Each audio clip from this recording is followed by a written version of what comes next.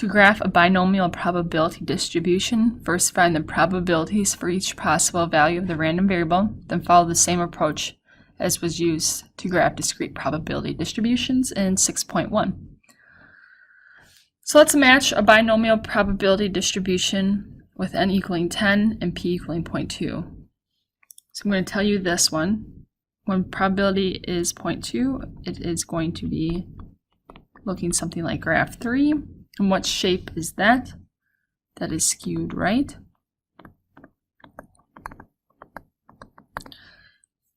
What shape do you think is when the probability is 0.5 for binomial? It's the first graph. This is bell-shaped. And then C, probability of 0.8. It's graph 2, and that's skewed left. So let's make a general assumption or rule.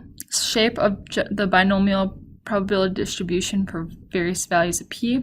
It's going to be skewed right if the probability is less than 0.5. It's going to be bell-shaped if the probability is equal to 0.5, and skewed left if the probability is greater than 0.5. You can verify that up here and match them up.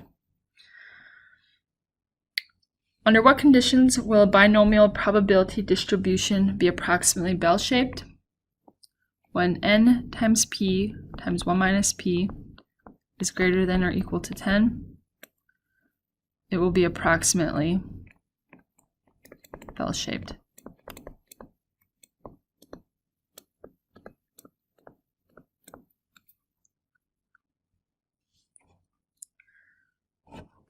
Explain how to determine if any observation in a binomial experiment is unusual. This is any observation that does not lie between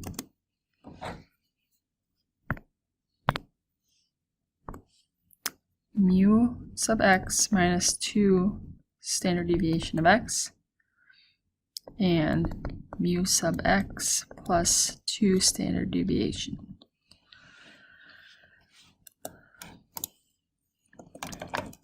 So if you recall,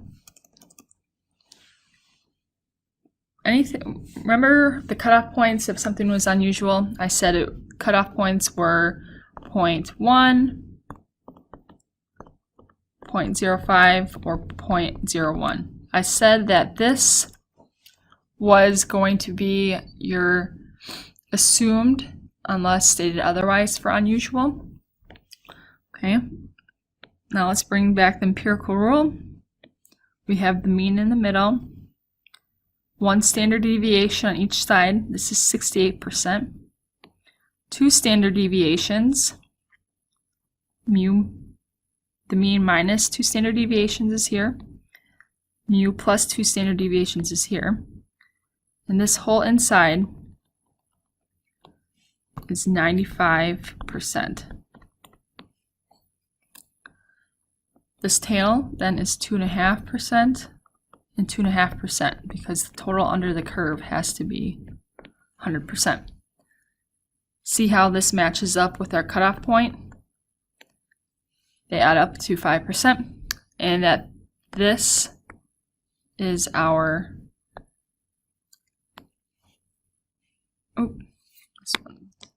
this one goes right here. See how those are the same location as well? So any observation that does not lie between these 2 points is considered unusual.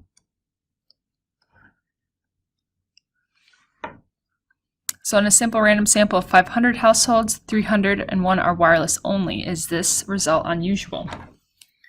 So if we pull our mean that we found up above, which was 275, and our standard deviation of 11.1,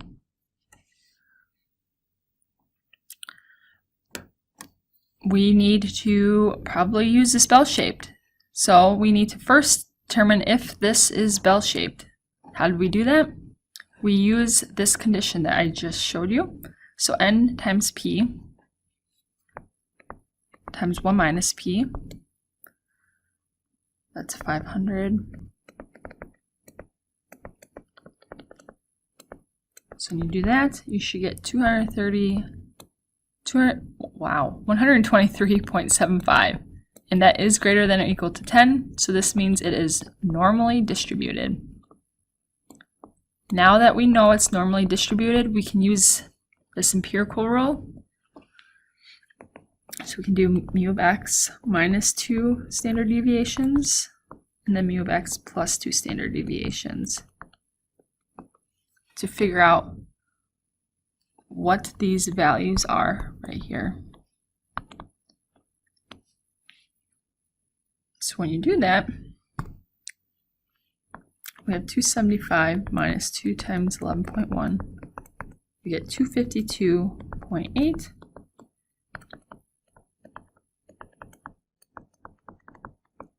Then we get 297.2. So if you visually want to see this, you can put that on the graph. Let's write some stuff. This is 252 or 253.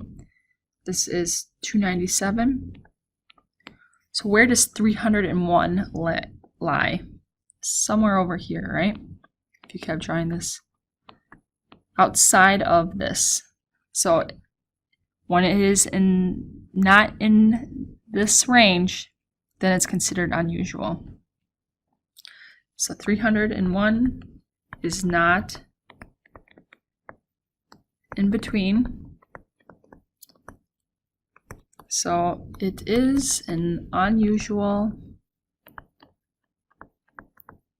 result.